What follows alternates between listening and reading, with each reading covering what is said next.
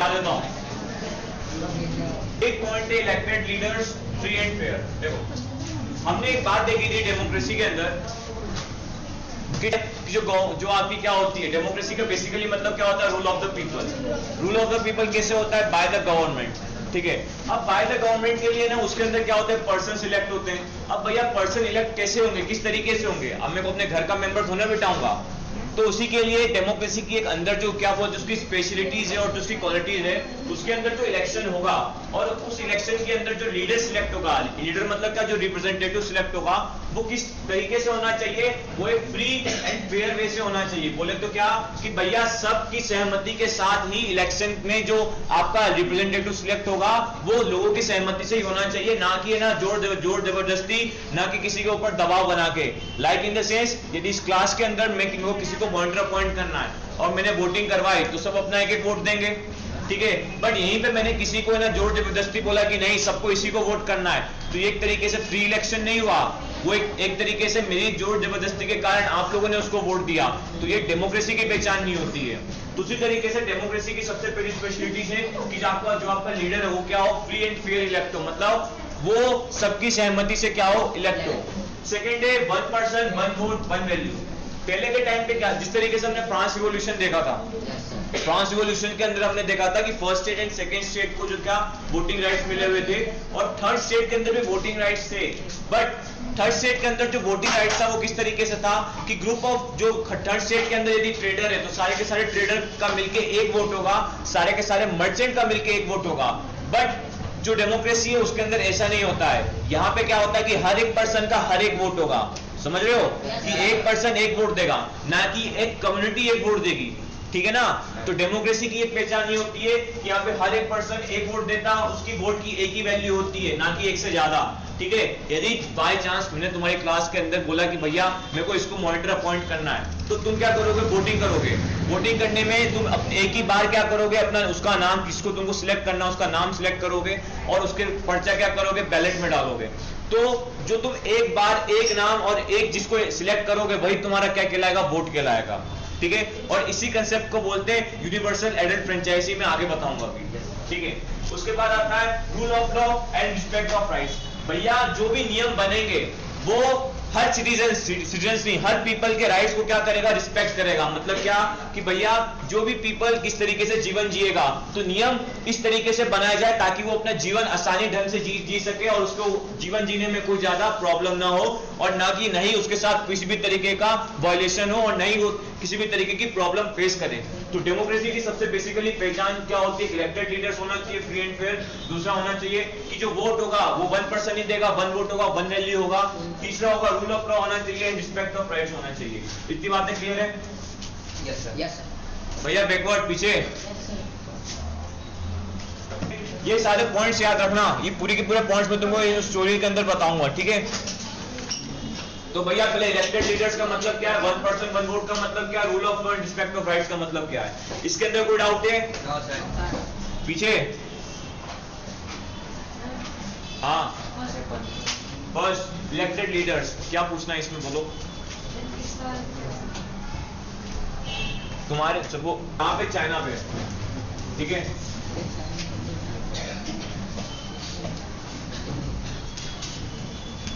हमने कहां तक देख लिया था कि भैया आफ्टर क्या बोलते हैं वर्ल्ड वॉर 2 के बाद चाइना के अंदर क्या हो जाता है, जो आपकी क्यूमिनटेंग पार्टी होती है वो दो पार्ट में डिवाइड हो जाती है, ठीक है। क्यूमिनटेंग जो पार्टी होती है वो बेसिकली दो पार्ट के अंदर आपकी डिवाइड हो जाती है, ठीक है। एक पार्टी जो होती है उसका नाम हो जाता है बेसिकली उसी नाम पे क्यूमिनटेंग, ठीक है, क्यूमिनटेंग। और दूसरा जो नाम रहता है उसका नाम हो जाता है Chinese communist party, communist party, ठीक है, कम्युनिस्ट पार्टी। अब होता यह है, देखो वर्ल्ड मैप, एक वर्ल्ड मैप मैं अभी चाइना का मैं बता नहीं सकता वरना बहुत चीज बतानी रहती है। देखो क्विंटेंग वो कम्युनिस्ट पार्टी है। अब देखो यहाँ पे सपोज समझो कि इंडिया है, ठीक है, इधर के आसपास का म्यांमार, ये इधर का बाउंड्री हटाओ, ठीक है, इस साइड पे पूरा आपको चाइना पड़ जाता है, सब मेनलैंड चाइना इसी को कहते हैं ना, बट इसके नीचे भी ना यहाँ पे भी एक कंट्री है, ठीक है, ये भी बेसिकली उस टाइम पे चाइना का पार्ट था, ठीक है। अब होता क्या है कि जैसे ये पार्टी डिवाइड हो जाती है और सेकेंड वर्ल्ड वॉर खत्म होता है, तो होता क्या है कि चाइना के अंदर सिविल वॉर हो जाता है। सिविल वॉर बोले तो क्या कि आपसी गृह युद्ध हो जाता है। कैप्टन अमेरिका देखिए सिविल वॉर, उसके अंदर क्या होता है कि भैया एवेंजर्स के अंदर ही दोनों लड़ने लग जाते हैं, दोनों पार्टीज, देखी है कि नहीं। तो उसी की तरीके से क्या हो जाता है कि चाइना के अंदर जो ये दो पार्टी टूटती है, कम्युनिस्ट एंड कम्युनिस्ट पार्टी, ये भी क्या करती है आपस में लड़ जाती है कि भैया कौन चाइना के ऊपर क्या करेगी, रूल करेगी, ठीक है ना। तो यहाँ पे सबसे बड़ा मेन फंडा देखो, यहाँ पे पीपल इलेक्ट नहीं कर रहे, यहाँ पे क्या किसकी बात हो रही है, रूलिंग करने की बात हो रही है, ठीक है ना, रूलिंग करने की बात हो रही है। तो होता क्या है कि जो आपकी चाइनीज एक कम्युनिस्ट पार्टी होती है, ये क्या करती है, वो इस रीजन के ऊपर कब्जा कर लेती है, चाइना को इस पार्ट के ऊपर क्या कर लेती है, कब्जा कर लेती है। और जो क्विंटेंग होती है वो किस पार्ट के ऊपर कब्जा कर लेती है, इस पार्ट के ऊपर कब्जा कर लेती है। और जैसे ही कम्युनिस्ट पार्टी इस पार्ट के ऊपर कब्जा कर लेती है तो 1948 के अंदर इस पार्ट को डिक्लेयर कर दिया जाता है रिपब्लिक ऑफ चाइना, जिसको आप सब लोग जानते हो, रिपब्लिक ऑफ चाइना, ठीक है। और इस पार्ट को डिक्लेयर कर दिया जाता है ताइवान, ठीक है, इस पार्ट को डिक्लेयर कर दिया जाता है ताइवान, ठीक है। और इसी रिपब्लिक ऑफ चाइना को एक और नाम से जाना जाता है रेड चाइना, इसलिए आप उसका फ्लैग रेड देखते हो, ठीक है।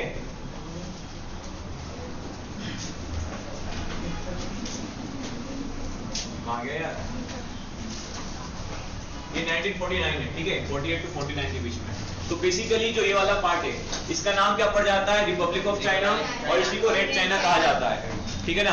और नीचे वाला जो पार्ट है वो किसके अंदर आ जाता है, आपका क्विंटेंग के अंदर आ जाता है, क्विंटेंग के अंदर इस पार्ट को क्या बोलते हैं, ताइवान बोलते हैं, ठीक है ना। अब होता क्या है कहानी के अंदर, ये सुनो, अभी तक इस कहानी के अंदर 2 पॉइंट नोटिस करने वाली है। पहली पॉइंट, भैया अभी तक किसी लोगों ने किसी को इलेक्ट नहीं करा, यहाँ पे लड़ाई झगड़ा करते हुए उन्होंने क्या किया, चाइना के ऊपर रूल किया, ठीक है, रूल कर लिया। अब चाइना के ऊपर रूल हुआ तो एक पार्ट के अंदर रूल किसका हो गया, और दूसरे पार्ट में किसका हो गया, अरे क्विंटेंग का यार, सिंपल इतना, ठीक है ना, नहीं तो कुत्ते से याद रख लो, ठीक है ना, तुमको याद होना चाहिए बस, मेन फंडा ये, ठीक है। अब क्विंटेंग पार्टी ने यहाँ पर राज कर लिया, इतनी कहानी क्लियर है।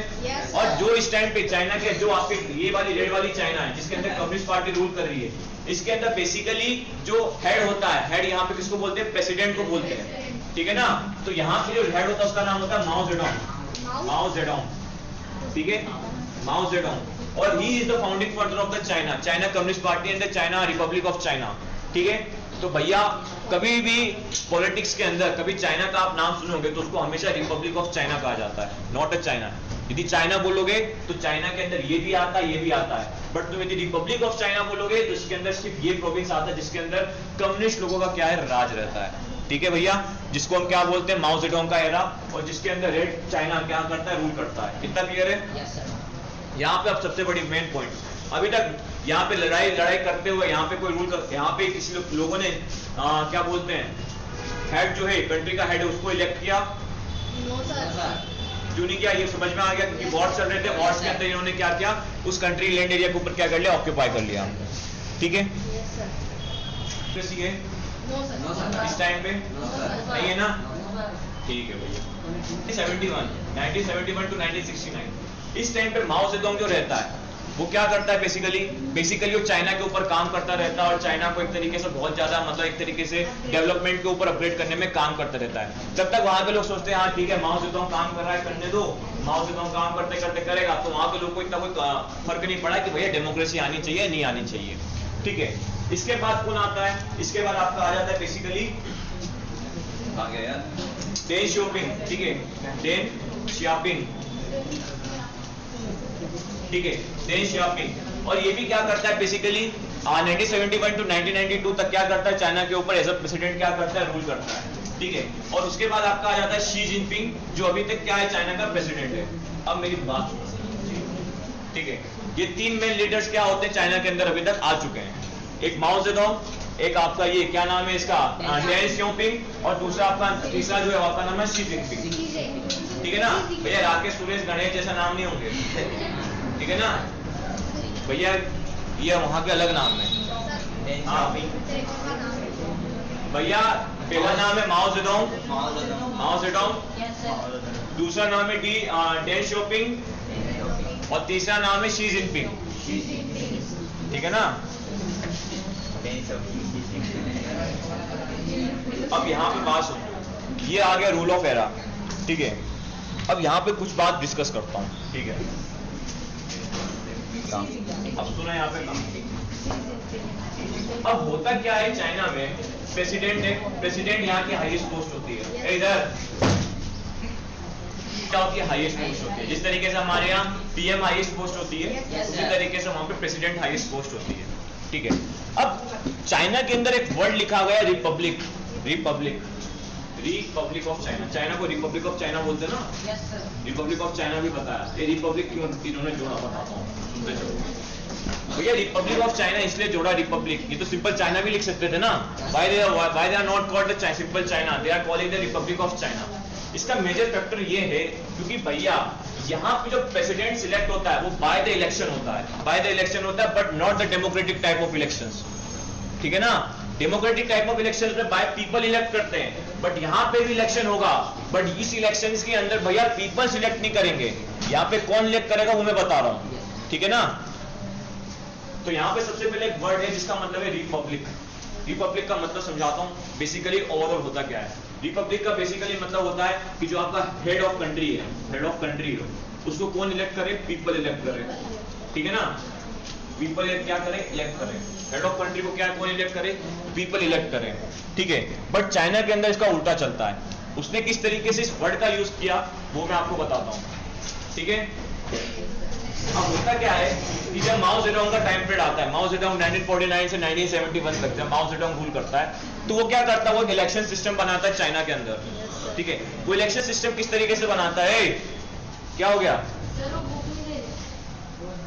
क्या है कि चाइना के अंदर बेसिकली जो इलेक्शन सिस्टम होता है, ये बुक कॉपी किताब का जो नाटक अब किया ना किसी ने चाइना के अंदर, ये सुनो।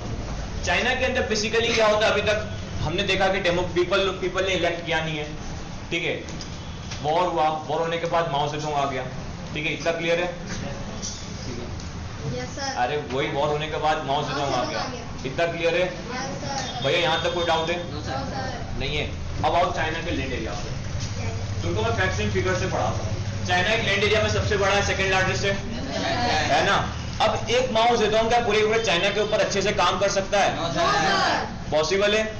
उसको कुछ ना कुछ तो करना पड़ेगा, कुछ ना कुछ तो लोगों को सिलेक्ट करना पड़ेगा ताकि वो क्या करे? काम करे। अब हम आते हैं गवर्नमेंट पे। गवर्नमेंट बेसिकली जो फंक्शनिंग होती है वो तीन टाइप में होती है, लेजिस्लेटिव, एग्जीक्यूटिव और जुडिशरी। याद है भैया? अब लेजिस्लेटिव के अंदर रूल्स बनाने वाले, एग्जीक्यूटिव के अंदर रूल्स को एग्जीक्यूट करने वाले, और जुडिशरी जो इन दोनों के ऊपर क्या करेगी? तो जब माओ जेडोंग आया तो उसको भी इन्हीं टाइप के लोग की जरूरत है जो लेजिस्लेटिव के अंदर काम करे, एग्जीक्यूटिव के अंदर काम करे और जुडिशरी के अंदर काम करे।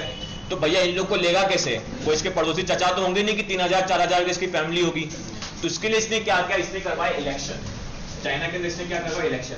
बट इलेक्शन कैसे कराया, ये सबसे बड़ी मेन बात है। ठीक है। इलेक्शन किस तरीके से कराया? बेसिकली चाइना के अंदर 3000 क्या है? प्रोविंसेस हैं। प्रोविंसेस मतलब क्या होता है? राज्य। यहाँ पे स्टेट नहीं बोलूंगा, यहाँ पे प्रोविंस बोल रहा हूँ। 3000 क्या है? वहाँ पे राज्य है। जिस तरीके से हमारे 28 राज्य वहाँ पे क्या है? 3000। अब किस तरीके से वहाँ पे डिवाइड किया वो देख लेना। ठीक है। 3000 वहाँ पे क्या है? राज्य है। ठीक है। अब कहानी के अंदर क्या होता है बेसिकली कि भैया चाइना के अंदर क्या होता है? 3000 प्रोविंसेस होते हैं। माओ जेडोंग का टाइम पीरियड आता है, उसके बाद के भी 3000 ही बेसिकली होते हैं। नियर अबाउट कम ज्यादा हो सकता है, बट नियर अबाउट समथिंग इतना ही है। होता ये है कि 3000 ऊपर 3000 इसमें क्या करते? स्टेट डिवाइड कर दिए। और इन स्टेट डिवाइड करने में इन्होंने लोगों को बोला कि भैया आप लोग क्या करोगे? वोट करोगे। ठीक है। अब लोग बोलते अच्छा ठीक है हम वोट तो करेंगे, पर किसको वोट करेंगे? हम में से तो कोई दिख नहीं रहा हमको वोट करने के लिए। तो माओ जेडोंग बोलता है कि भैया तुम में से कोई आना भी नहीं चाहिए पीपल में से, तुम वोट उसको करोगे जिसको मैं चाहूंगा। ठीक है। तुम वोट उसको करोगे जिसको मैं चाहूंगा और मेरी पार्टी चाहेगी। अब भैया माओ जेडोंग की पार्टी क्या चाहेगी? माओ जेडोंग की पार्टी वो चाहेगी जो कम्युनिस्ट आइडियोलॉजी को क्या करता हो? बिलीव करता हो। कम्युनिस्ट आइडियोलॉजी को क्या करता हो? बिलीव करता हो। और कम्युनिस्ट की आइडियोलॉजी क्या होती है? कम्युनिस्ट की आइडियोलॉजी होती है सोशलिस्ट वाली। और सोशलिस्ट की आइडियोलॉजी क्या होती है भैया? आप ये बताओ जरा। पकड़ो कि माओ जेडोंग ने ये कहा कि भैया चाइना के अंदर जो कम्युनिस्ट आइडियोलॉजी से जो सबसे ज्यादा प्रभावित होगा उसी को हम क्या करेंगे? इलेक्शन के अंदर पार्टिसिपेट करवाएंगे और सारे के सारे पीपल्स उन्हीं को क्या करेंगे? उन्हीं में से क्या करेंगे? इलेक्ट करेंगे। ठीक है। तो इस तरीके से चाइना जो है वो नियर अबाउट 30 से 40 साल के अंदर आपकी कम्युनिस्ट आइडियोलॉजी के अंदर क्या हो जाता है? एक डेवलप कंट्री बन जाता है। ठीक है ना। कम्युनिस्ट आइडियोलॉजी के अंदर क्या हो जाता है, डेवलप कंट्री बन जाता है। और इस तरीके से चाइना डेमोक्रेसी को चेंज करके, डेमोक्रेसी की प्रोसेस का, इलेक्शन ऑफ प्रोसेस को यूज करके एज ए कम्युनिस्ट कंट्री बन जाती है। इतना क्लियर है भाई? Yes, sir. ठीक है ना भैया? पिछला नहीं पढ़ा है तो उसकी मेरी गलती नहीं है। डेमोक्रेसी की डेफिनेशन क्या है? पीपल क्या हो? गवर्नमेंट। डेमोक्रेसी की प्रॉपर डेफिनेशन क्या है? अरे मूर्खों की सेना, डेमोक्रेसी की डेफिनेशन बताओ।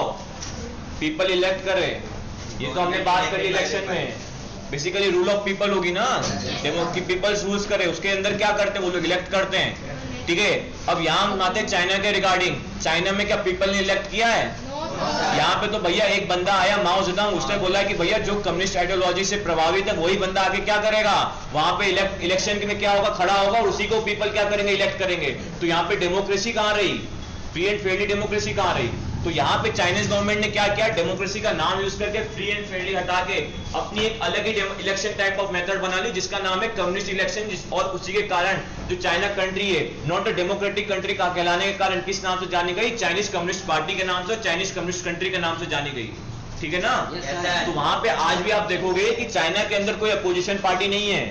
डेमोक्रेसी के अंदर जैसे अपोजिशन पार्टी होती है ना, जिस तरीके से हमारे इंडिया के अंदर कांग्रेस है, बीजेपी है, आम आदमी है, तृणमूल कांग्रेस है, AIDMK है, बहुत सारे पार्टीज हैं। ठीक है ना? बट चाइना के अंदर सिर्फ एक ही पार्टी है, वो है चाइनीज कम्युनिस्ट पार्टी। ठीक है ना? समझ रहे हो? और उसी पार्टी के मेंबर्स, वही पार्टी के मेंबर्स डिसाइड करते हैं कि भैया किसको इलेक्ट करना है और कौन इलेक्शन में पार्टिसिपेट करेगा। और पीपल को उन्हीं को वोट करना पड़ता है जिनको चाइनीज कम्युनिस्ट पार्टी बोलती है।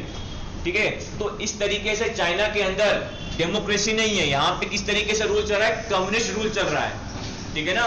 कम्युनिस्ट रूल इसलिए चल रहा है क्योंकि भैया कम्युनिज्म की आइडियोलॉजी से है ना, यहाँ पे क्या चल रहा है, काम किया जा रहा है। ठीक है? बुक पढ़ लेना तो यहाँ पे चाइना का पॉइंट ऑफ व्यू। अब ये इतनी कहानी क्लियर हुई, अब हम आते वापस अपने चैप्टर पे। तो ले देखिए ओवरऑल स्टोरी के अंदर हमने क्या देखा? ओवरऑल स्टोरी के अंदर हमने ये देखा कि चाइना के अंदर इलेक्शन मेथड तो है। अब इतना वापस से कहानी पे आओ अपनी बुक के अंदर, बुक के अकॉर्डिंग। चाइना के अंदर इलेक्शन मेथड तो है but not a way of democracy. ठीक है? अरे बुक खोल। चाइना के अंदर इलेक्शन मेथड तो है बट डेमोक्रेसी नहीं है। ठीक है? तो यहाँ पे डेमोक्रेसी को किस ऊपर, मतलब किस तरीके से देखो, किस तरीके से चाइना ने डेमोक्रेसी के अंदर इलेक्शन का मेथड यूज किया बट डेमोक्रेसी को नहीं अपनाया। तो ये कहानी समझ में आ गई? तो चाइना के अंदर डेमोक्रेसी क्यों नहीं है? सबसे पहला पॉइंट ये है कि यहाँ पे इलेक्टेड लीडर्स नहीं है। यहाँ पे इलेक्टेड लीडर्स नहीं है क्योंकि चाइना के अंदर जो आपका क्या है, प्रेसिडेंट है, वो उनको क्या करता है, सिलेक्ट करता है, और पीपल को क्या करना पड़ता है, उनको वोट करना पड़ता है। ठीक है? अब यहाँ पे 1 पर्सन 1 वोट 1 वैल्यू है। ठीक है? तीसरी पॉइंट आती है rules of law and respect of rights. ठीक है? अब सुनो इधर, इतनी कहानी क्लियर है? Yes, sir. यहाँ तक कोई डाउट है? भैया देखो नाम वाम देखो, ऐसी शक्ल मत बनाओ कि तुम्हारी मौत आ रही है। ठीक है ना? शक्ल अच्छी बनाओ, किताबें नहीं पढ़ोगे तो ऐसा ही लगेगा। चाइना के अंदर क्या होता है, सुनो इधर। चाइना के अंदर सिर्फ एक ही पार्टी है, चाइनीज कम्युनिस्ट पार्टी। तो यहाँ पे भैया 1 पार्टी सिस्टम हो गया। एक ही पार्टी रूल कर रही है ना, सिर्फ 1 पार्टी रूल कर रही है, तो 1 पार्टी सिस्टम हो गया। अब होता क्या है डेमोक्रेसी के अंदर, ये बात सुनो।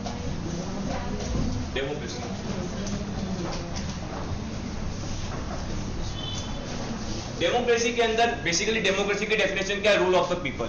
रूल ऑफ द पीपल मतलब क्या कि पीपल लोगों का क्या हो, राज हो। भैया पीपल लोग राज करवाएंगे, राज करेंगे, तो बेसिकली वो अपने अपलिफ्टमेंट के लिए करवाएंगे। उनका सब तरीके से विकास हो, वो क्या हो, अपने सोशल विकास हो, उनका इकोनॉमिक विकास, उनका पॉलिटिकल विकास हो। तो इसके लिए क्या होगा भैया, वो गवर्नमेंट बनाएंगे। गवर्नमेंट के अंदर भी 2 टाइप की गवर्नमेंट बन जाएगी, सेंट्रल गवर्नमेंट या स्टेट गवर्नमेंट। और फंक्शन बेसिकली 3 टाइप में डिवाइड हो जाएंगे, लेजिस्लेटिव, एग्जीक्यूटिव और जुडिशरी। अब गवर्नमेंट बनेगी, बट गवर्नमेंट के अंदर क्या होता है, गवर्नमेंट बनने के लिए बहुत सारी पार्टीज बनती है। एक हमारे इंडिया के अंदर देख लो, कांग्रेस है, एक बीजेपी है। ठीक है? अब यदि तुमको मालूम हुआ कि कभी कभी पीपल बीजेपी को सिलेक्ट करती है, कभी कभी पीपल कांग्रेस को सिलेक्ट करती है। 2014 के पहले मनमोहन सिंह का एरा था ना, मालूम है कि नहीं मनमोहन सिंह कौन है? कौन है? कितनों को मालूम है मनमोहन सिंह कौन है, किस किस को नहीं मालूम है? बेसिकली क्या था, अभी बीजेपी का रूल चल रहा है, इतना तो मालूम है ना। करेंट प्राइम मिनिस्टर कौन है? शशांक, प्राइम मिनिस्टर कौन है करेंट? अब भैया कांग्रेस की गवर्नमेंट आई, उसके बाद बीजेपी गवर्नमेंट आई, तो हमारे यहाँ क्या है, बहुत सारी पार्टीज के अंदर बहुत सारी पार्टीज है, उसी पार्टीज के मेंबर्स हम क्या करें, सिलेक्ट करते हैं। बट चाइना के अंदर क्या है, सुनो, चाइना के अंदर एक ही पार्टी है और उसी पार्टी के मेंबर सिलेक्ट होंगे। तो पहली चीज भैया, यहाँ चाइना के अंदर वन पार्टी सिस्टम है, तो भैया डेमोक्रेसी है नहीं। दूसरा मेन फैक्टर है भैया, इलेक्शन प्रोसेस है, वो इलेक्शन प्रोसेस भी एक तरीके से क्या है, खराबी है, क्योंकि इलेक्शन के अंदर फ्री एंड फेयरली होना चाहिए। वहां तो जो हेड ऑफ लीडर है वही डिसाइड करता है कि भैया किसको अपॉइंट करना है, किसको अपॉइंट नहीं करना है, by the ideology of communism. ठीक है। अब तीसरी जो मेन बात है वो है राइट्स के बारे में। सुनो इधर, अब जो आपकी पॉलिटिकल पार्टीज होती है, ठीक है, पॉलिटिकल पार्टीज होती है, ये पॉलिटिकल पार्टीज क्या करती है, जब इलेक्शन आता है तो आपके घर घर आके भीख मांगती है, आती है, क्या बोलती है, हम सड़कें बनवा देंगे, नहरें बनवा देंगे, गटर खुदवा देंगे, ठीक है, तुमको डुबा देंगे, तुम्हारे घर वाले को छीन लेंगे, इस तरीके से वादे करती है। अब ये जो वादे रहता है, इधर सुनो यार, कहानी सुना रहा हूं। अब ये जो वादे करती है, ये भले ही ढकियानुसी वादे होती हैं, बट ये वादे जो होती है ये पीपल के वेलफेयर वाले वादे होते हैं। ठीक है, लड़कियों को साइकिल दिलवाएंगे, लड़के पैदल जाएंगे, ठीक है, इस तरीके के जो वादे होते हैं, एक तरीके से क्या होता है, इधर सुनो यार, बात में नहर बनवाएंगे, गटर बनवाएंगे, रोड बनवाएंगे, ब्रिज बनवाएंगे, ये सब पब्लिक को एक तरीके से सहूलियत देने के लिए वादे किए जाते हैं। Yes, sir. अब उन्हीं सहूलियत को देखते हुए जिनको लगता है हाँ भैया ये पार्टी काम कर सकती है, तो हम क्या करते हैं, उसको सिलेक्ट करते हैं, और वही क्या करते हैं, गवर्नमेंट बनाती है, करती है ना। Yes, sir. तो इससे इंडिया के अंदर बहुत सारी पार्टीज मिलकर क्या करती है कि भैया सब अपना अपना लेके बोलती है कि हम आने वाले टाइम में, आने वाली जो इलेक्शन होने वाला है उसके अंदर यदि हम सिलेक्ट हो गए तो हम ये काम करेंगे, ये करेंगे। तो पीपल अपने फायदे के लिए और अपने सहूलियत के लिए उन्हीं में से क्या करते हैं, उन पार्टीज में से किसी एक को सिलेक्ट करते हैं कि नहीं, ऑब्वियसली बात सिलेक्ट करते हैं ना। तो यहाँ पे हम किसको कंसिडर करके रखते हैं, राइट्स के बारे, मतलब पीपल अपनी सहूलियत को लेके करेंगे, तो भैया पीपल सहूलियत क्या होगी, उनके राइट्स के बारे में मैटर को लेके करेंगे ना। राइट्स का मतलब बेसिकली क्या होता है, राइट्स अधिकार को जो आपके जीवन जीने में एक तरीके से सहूलियत प्रोवाइड करे, एक आपकी फ्रीली एंड अच्छी जिंदगी जीवन जीने में क्या करे, हेल्प करे, ठीक है ना। तो यहाँ पे हम क्या हुए, अधिकार, मतलब हम अपने अधिकार के लिए किस तरीके से हमारा अधिकार और हम अपने जीवन को अच्छी तरीके से जी सके, उसके लिए हम क्या करेंगे भैया, गवर्नमेंट को सिलेक्ट करेंगे ना। Yes, sir. तो इंडिया के अंदर तोते क्यों उड़वा रहे हो अपने, हम क्या करते हैं कि भैया हमको जहां सुटेबल लगता है कि हाँ ये पार्टी हमारे लिए इतना काम करेगी, तो हम उसको क्या करते हैं भैया, सिलेक्ट करते हैं। ठीक है, अब आते हैं वापस से चाइना में एक ही पार्टी है, ठीक है, एक ही पार्टी का डोमिनेंस है। डोमिनेंस समझते हो ना, क्या होता है, डोमिनोज नहीं बोल रहा हूं, डोमिनेंस है, क्या होता है डोमिनेंस, मतलब होता है दबदबाव, ठीक है ना, दबदबाव, जिस तरीके से बड़ा भाई छोटे भाई के ऊपर दबदबाता है, ठीक है ना, मतलब दबाव लगाता है, ठीक है। इधर सुनो, तो उसी तरीके से चाइना के अंदर एक ही पॉलिटिकल पार्टी है, वो पॉलिटिकल पार्टी क्या करती है भैया, लोगों के ऊपर दबाव बनाती है, और वही क्या करती है, लोगों के राइट्स की बिना केयर किए हुए जो उसको अपने हिसाब से लगता है वो क्या करती है, रूल्स एंड रेगुलेशंस बनाती है। तो यहाँ पे डेमोक्रेसी के अकॉर्डिंग देखा जाए तो भैया इलेक्टेड लीडर्स होते नहीं है। थर्ड पॉइंट जो है रिस्पेक्ट ऑफ राइट, चाइना के अंदर वो क्या है, बिल्कुल नेग्लिजिबल है। मतलब क्या कि चाइना के अंदर सिर्फ एक ही पॉलिटिकल पार्टी है और वही डिसाइड करती है भैया पब्लिक को किस तरीके से जीवन जीना है, ठीक है ना। पब्लिक डिसाइड नहीं करती कि हमको किस तरीके से जीवन जीना है, वहां पे वो पार्टी डिसाइड करती है किस तरीके से उनको जीवन जीना है। तो यहाँ पे चाइना के अकॉर्डिंग हमने यदि डेमोक्रेसी को यदि देखा जाए तो चाइना के अकॉर्डिंग डेमोक्रेसी बिल्कुल नल एंड नेग्लिजिबल है, ठीक है ना। ओनली एक ही उन्होंने अडॉप्ट किया, वो है by the method of election, और उस इलेक्शन के अंदर भी उन्होंने क्या करके रखा है कि भैया जो हमारी पार्टी से है, जो हमारी आइडियोलॉजी से, हम उसी को क्या करेंगे, उस इलेक्शन के अंदर पार्टिसिपेट करवाएंगे और पीपल्स क्या करेंगे, उन्हीं को क्या करेंगे, इलेक्ट करेंगे। तो यहाँ पे चाइना की किस तरीके से चाइना के अंदर गवर्नमेंट बनती है, समझ में आया। इधर देखो, फर्स्ट टाइम में मानता हूं, इसको लिख लेना, कोई भी हो डाउट पूछ लेना, बट हाँ बुक्स पढ़ लेना, बुक नहीं पढ़ोगे तो क्या समझ में नहीं आएगी।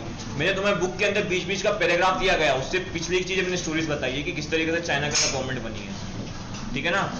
तो ये चाइना का हो गया, इसको कोई लिखना है लिख लो, फिर आगे आते हैं हम पाकिस्तान पे। हाँ लिख लिया, लिखने का काम तो बहुत तेजी से करते हैं।